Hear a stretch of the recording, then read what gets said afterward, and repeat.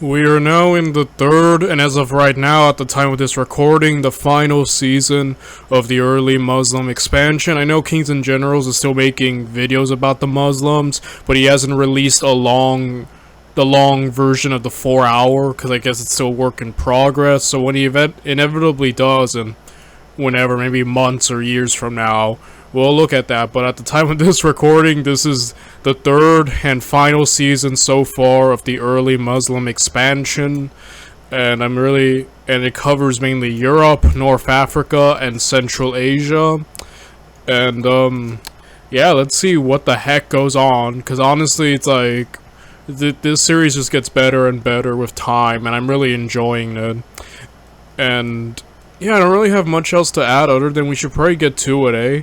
So without any further ado, let's do it, my friends. Let's watch the early Muslim expansion from Europe, North Africa, and Central Asia by the great kings and generals.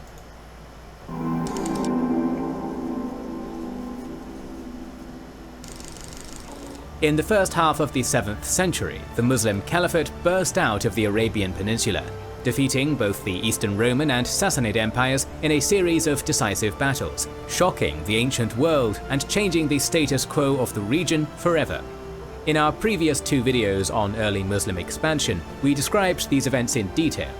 By the middle of the century, the conquests continued, but the cracks started to show. In this episode, we will talk both about these conquests that brought the Caliphate to its largest extent, from France to Central Asia, and the internal strife that first ended the Rashidun Caliphate, bringing the Umayyad dynasty to power and starting early sectarian divisions, weakening the Umayyads in the process. Welcome to the third. That's a cool aspect. I think we're going to be seeing more of because near the end of the last season, we started seeing that one Muslim general, was him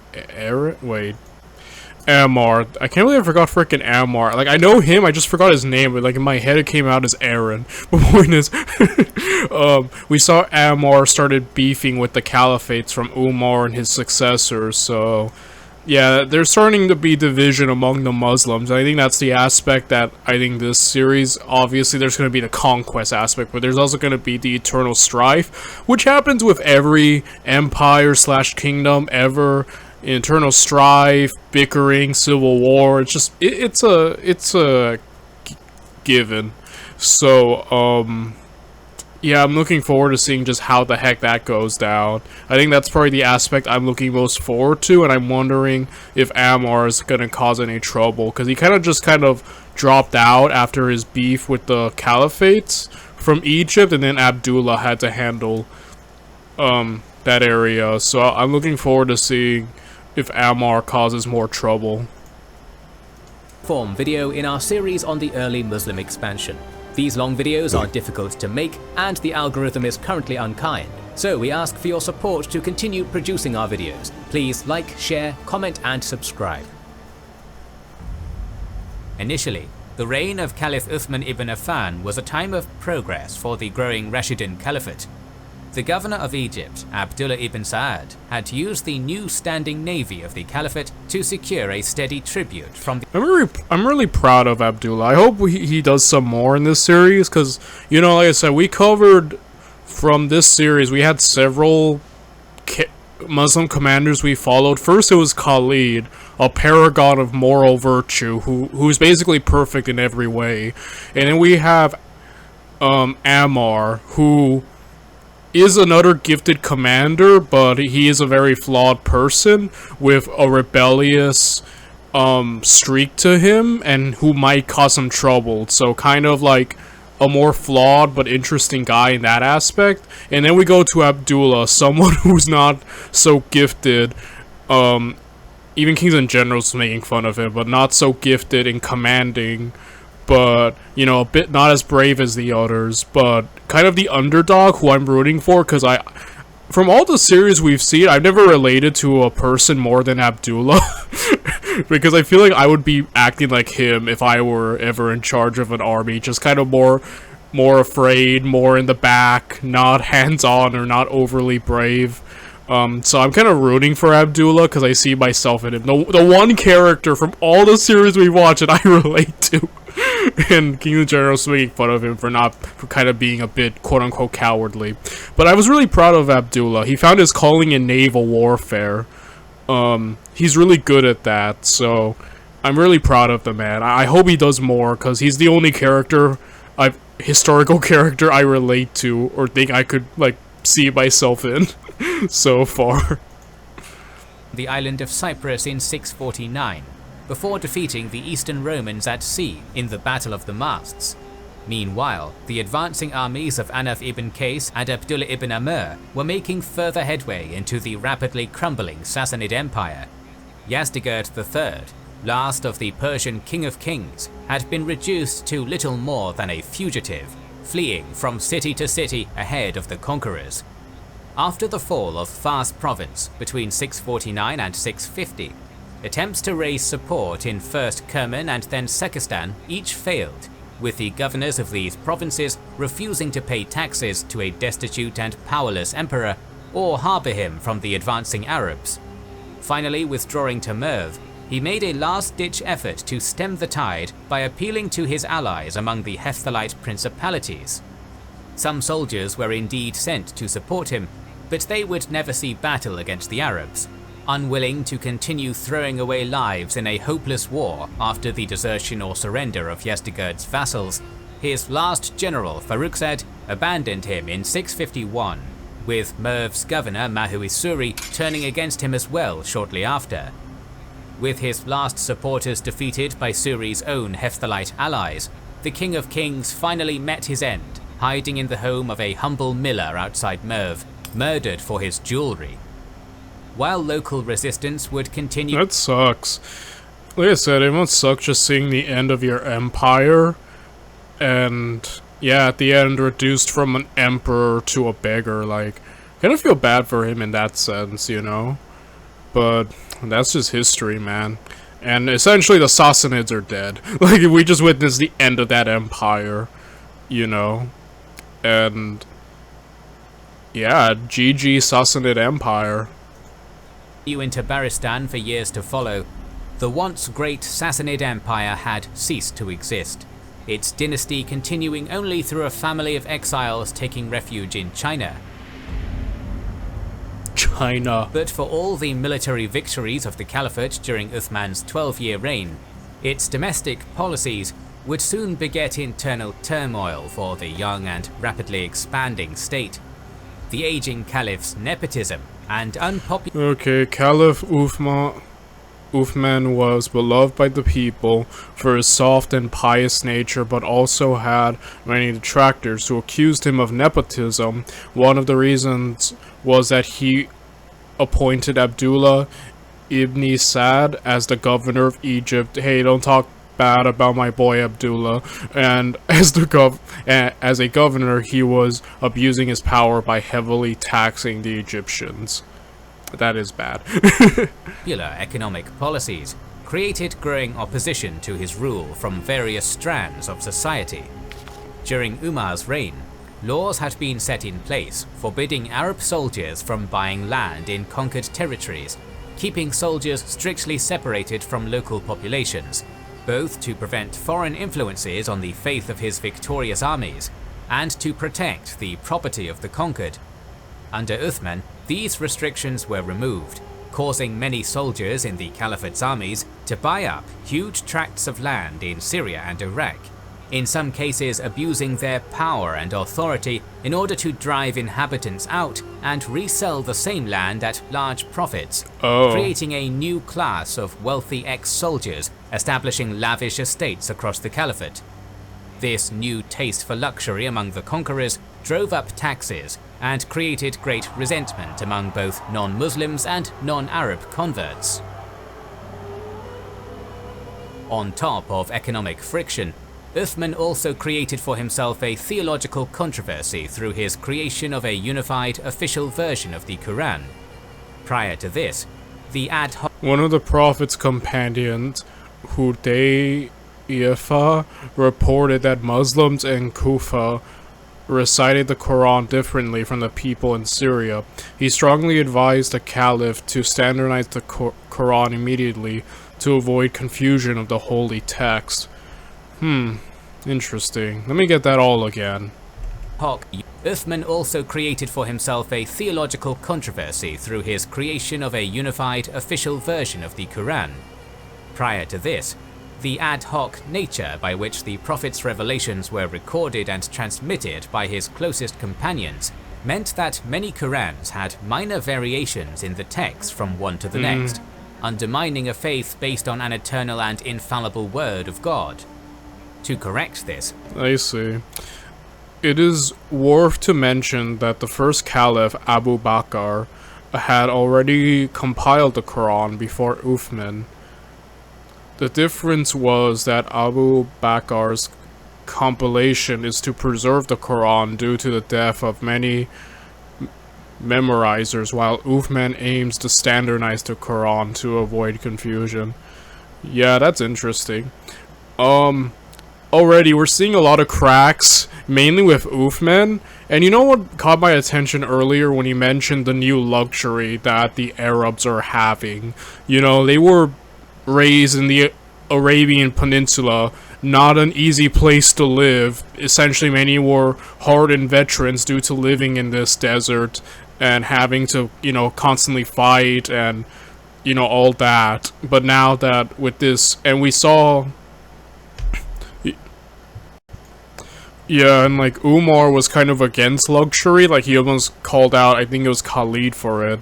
So that kind of makes sense as to why he was against it.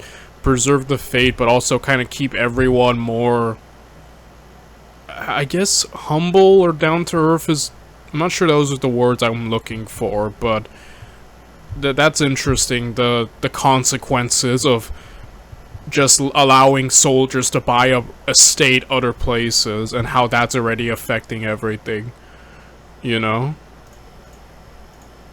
Uthman had a gathering of religious scholars determine the canon account of the Prophet's words, gathering and burning as many of the... The Caliph ordered the Prophet's scribe, Ziyad, and other companions of the Prophet to make copies of the Quran from Umar's daughter, Hafsa bint Umar. It's also worth to mention that Ziyad was also in charge of the compilation during Abu Bakr's reign. Variant Qurans as possible. The Quran of Uthman remains unchanged as the holy text for Muslims around the world today.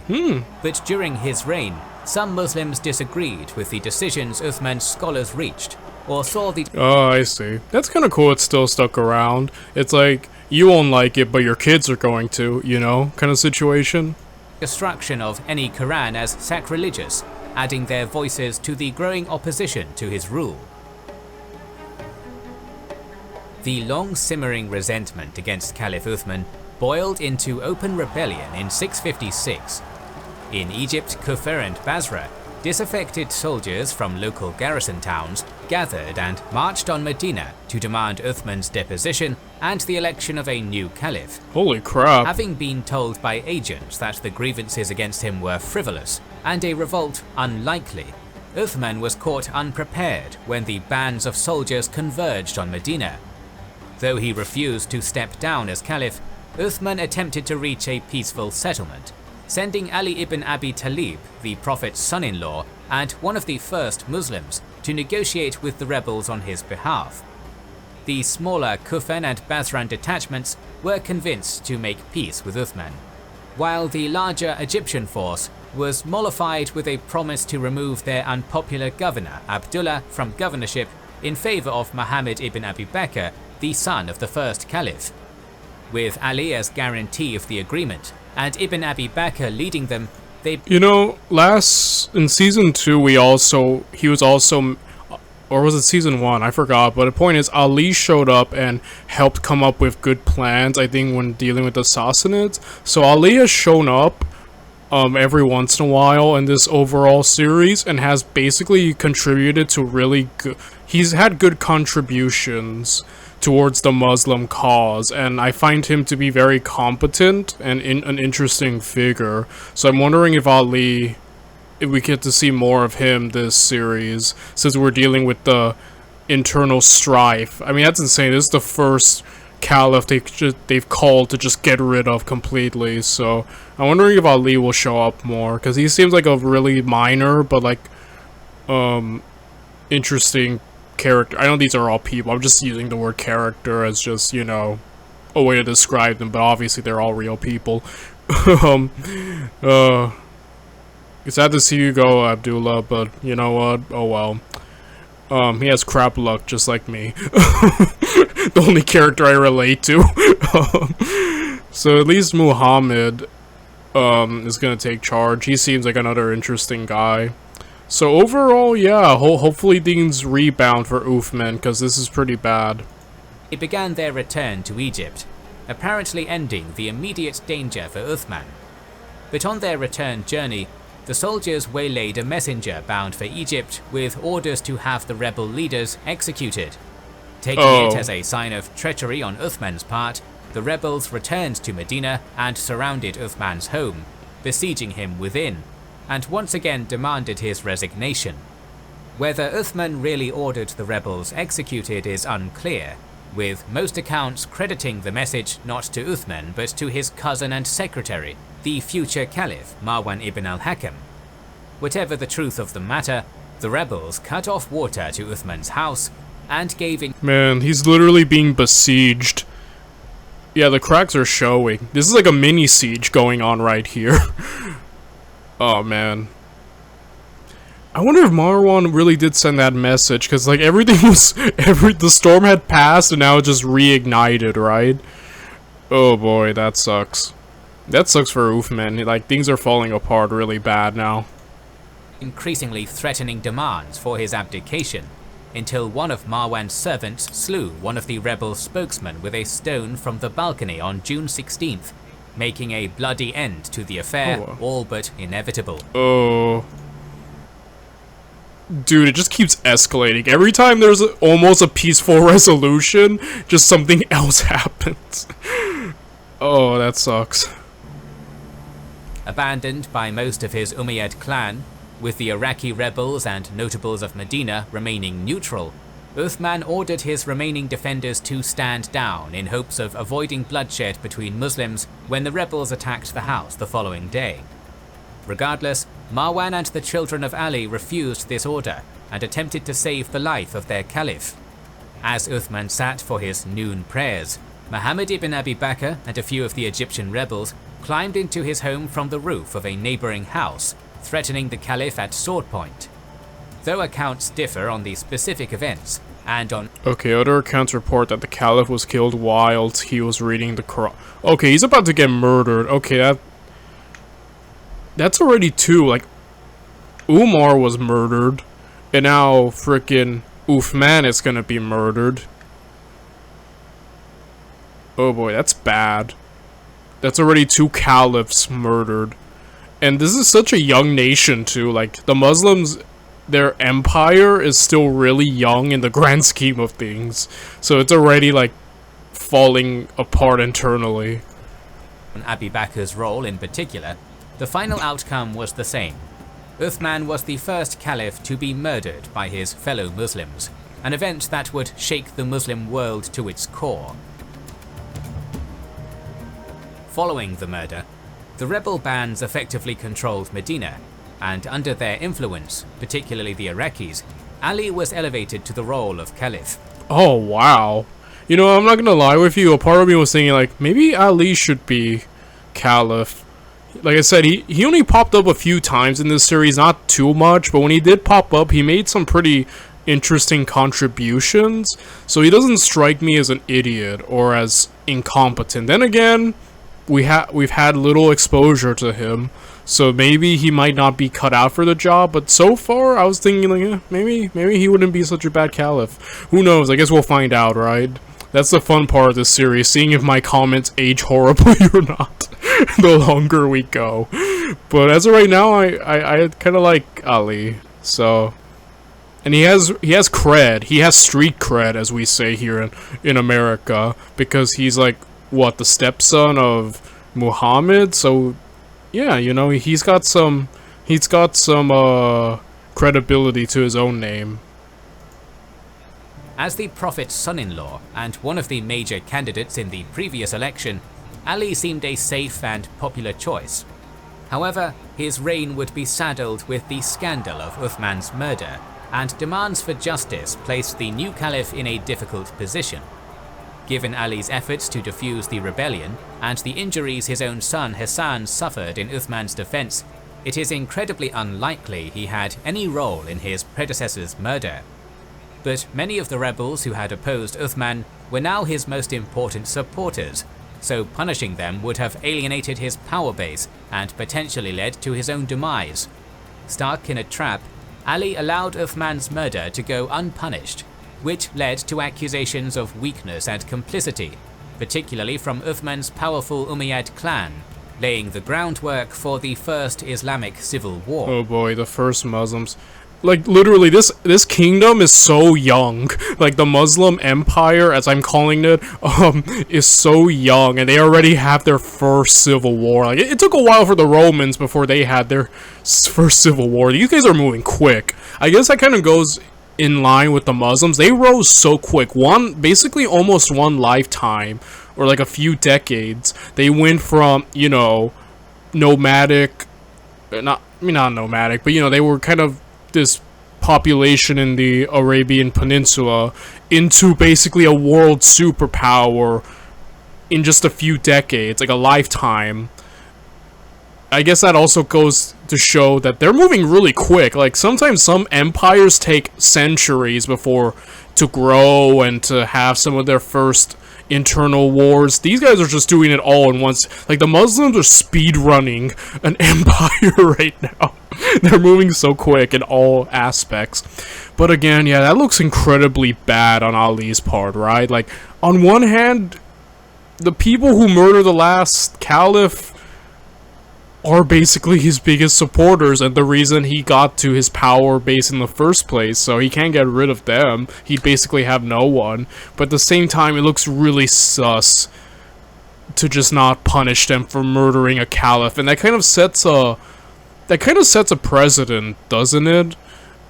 Like, oh, I guess murdering caliphs is okay now? Like, kind of like the Praetorian Guard. Like, I guess they can just murder emperors whenever they want.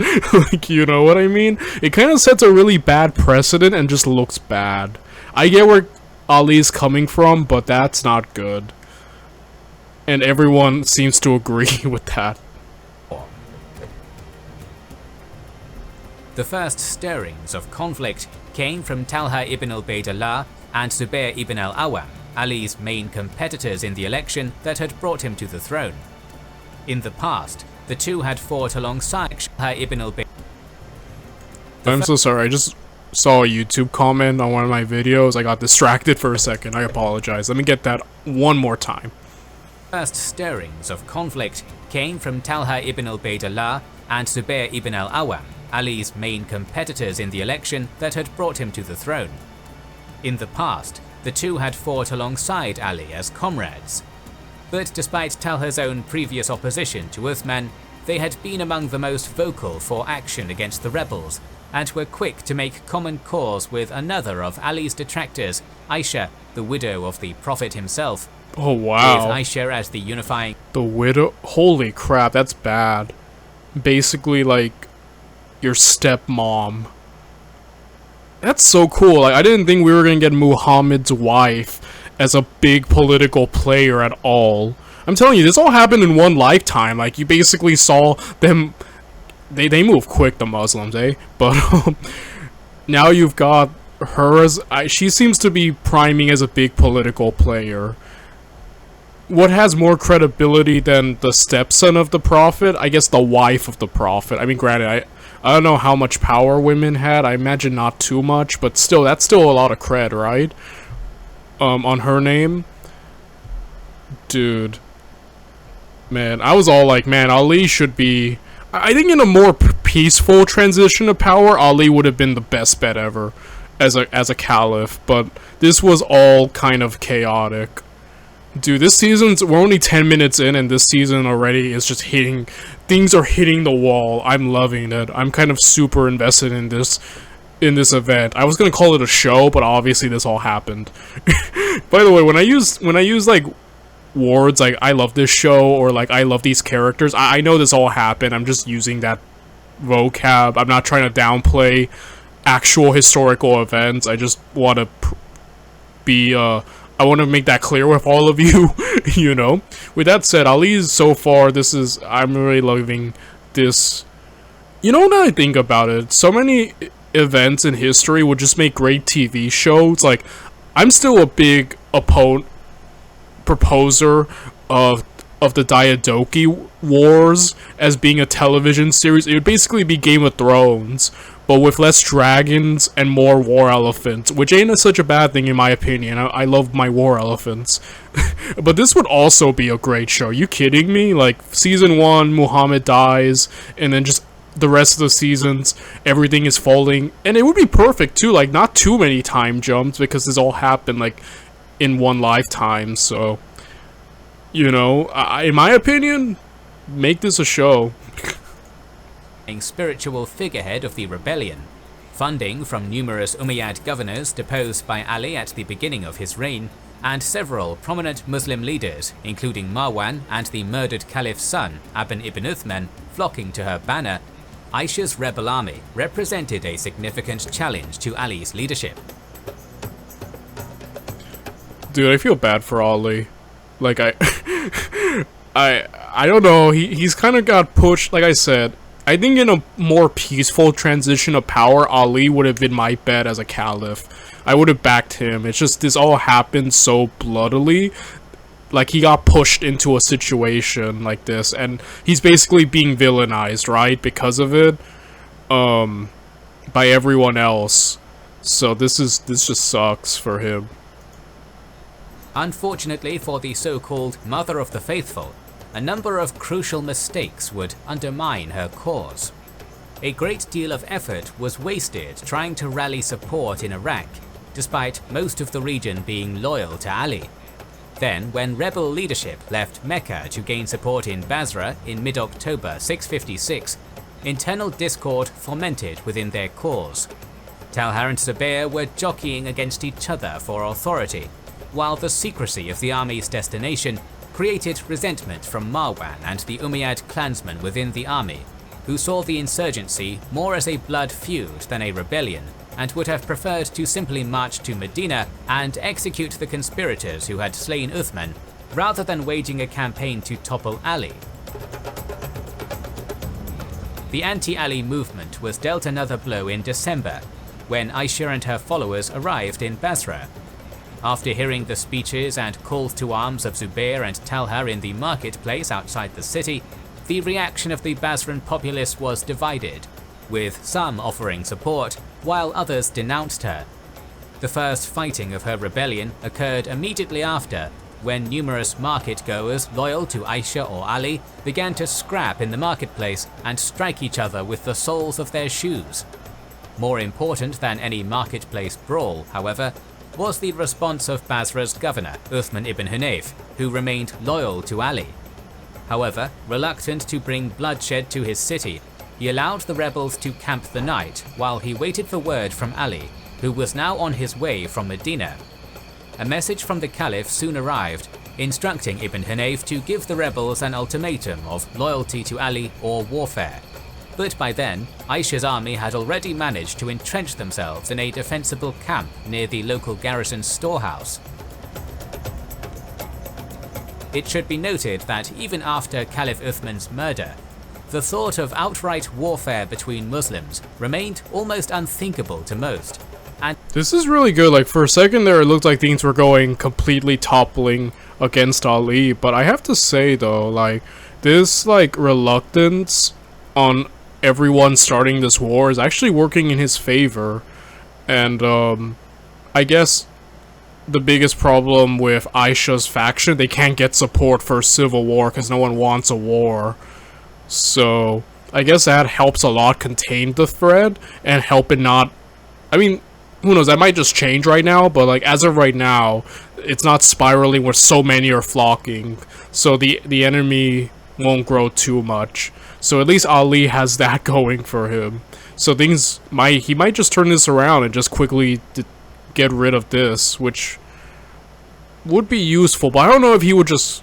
I guess if they're rebels, then yeah, he would be more justified in getting rid of them without too much backlash, but still though, like, these are still some pretty prominent people.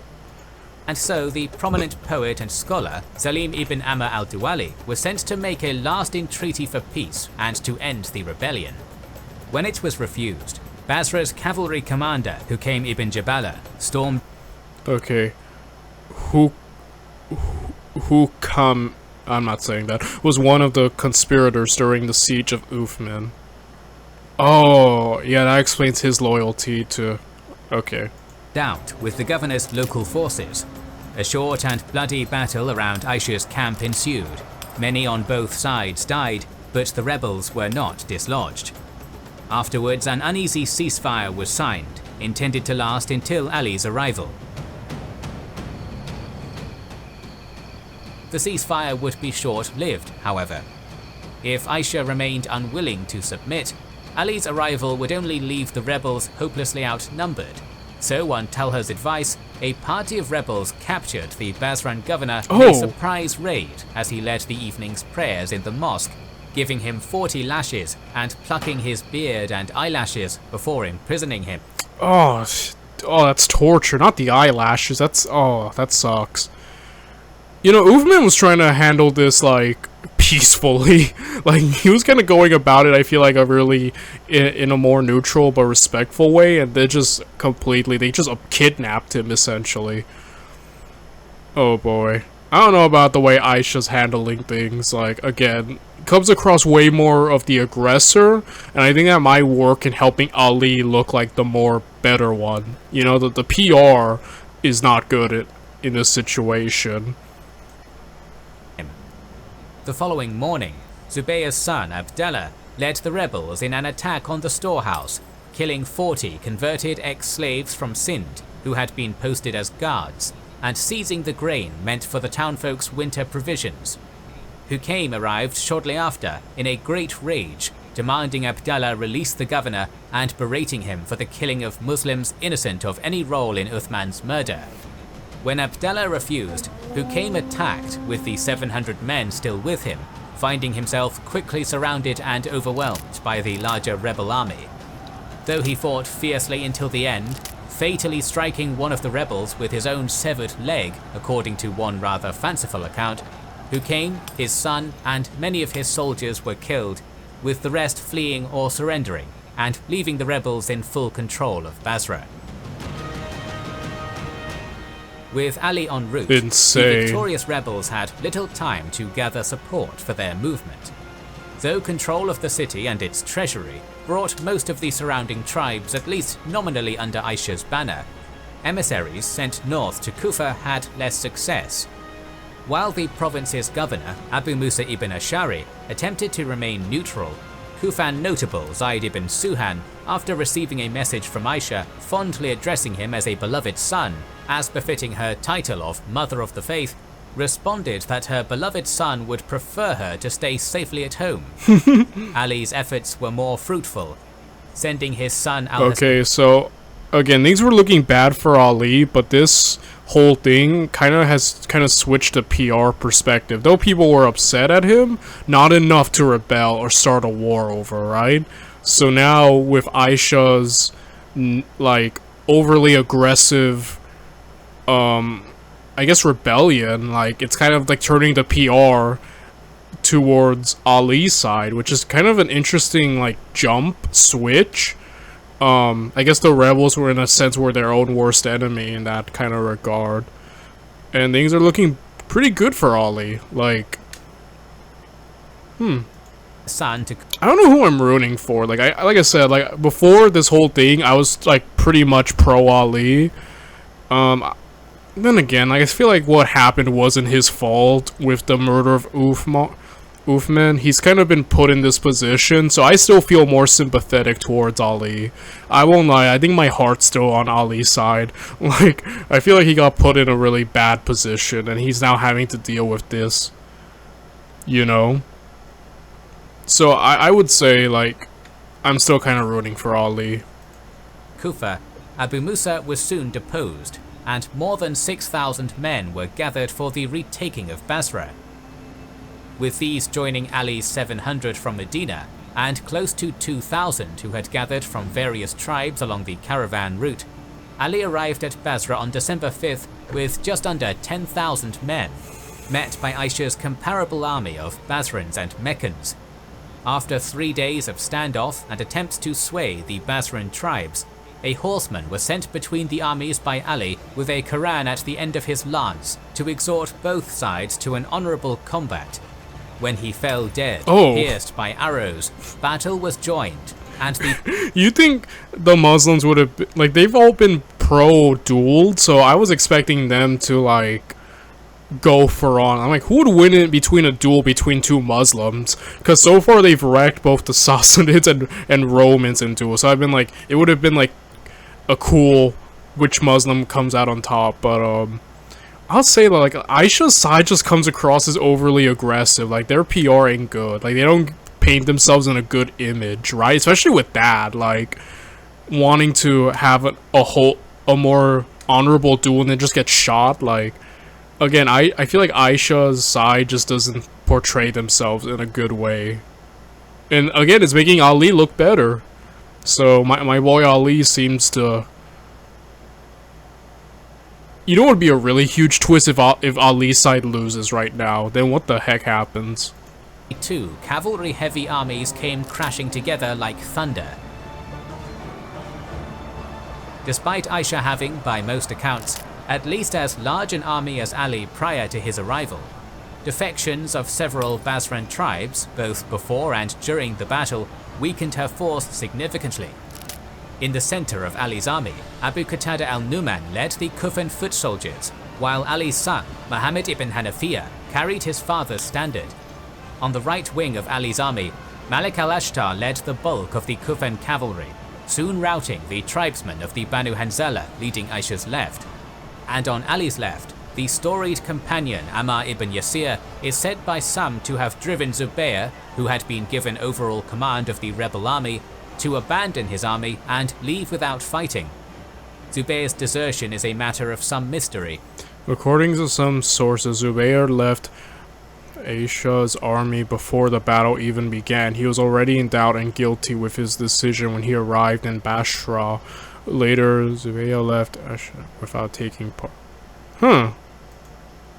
Despite his past victories and talent as a commander, all accounts agree he abandoned his army and retreated very early in the battle, though there are a variety of reasons given.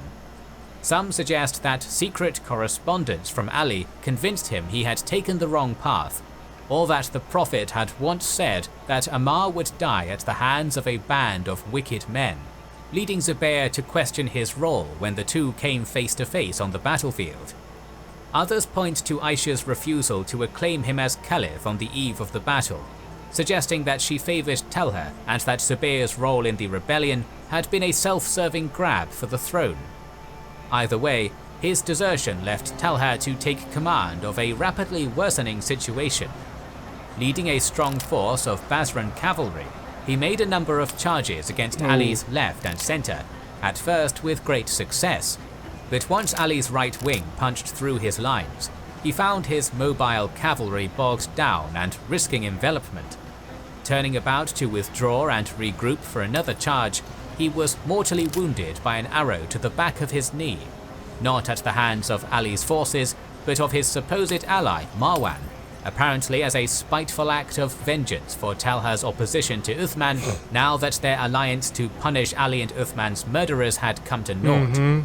After firing the treacherous shot, Marwan was taken prisoner by Ali's victorious forces, while Aisha's leaderless forces collapsed. Named the Battle of the Camel after the camel Aisha had observed her defeat from the back of, this climactic battle in Basra had ended the first major challenge to Ali's caliphate, though further conflict remained ahead. Various figures are given for the casualties, with generally accepted figures hovering around 400 for Ali's army and 2,500 for Aisha's, the latter number being particularly high given that Ali pardoned all but one of the prisoners taken after the battle, but still plausible given the accounts of many rebels fighting on long after the army had fallen into disarray and defeat out of zealous devotion to Aisha. I think we're gonna end the video here. That was the Battle of the Camel, the first civil war. So I'm looking forward to seeing what the heck happens after. This is a great start. I think I'm gonna love this season, guys. I'll end the video right here, and I'll talk to you guys tomorrow when we get to part 2. Bye, everyone.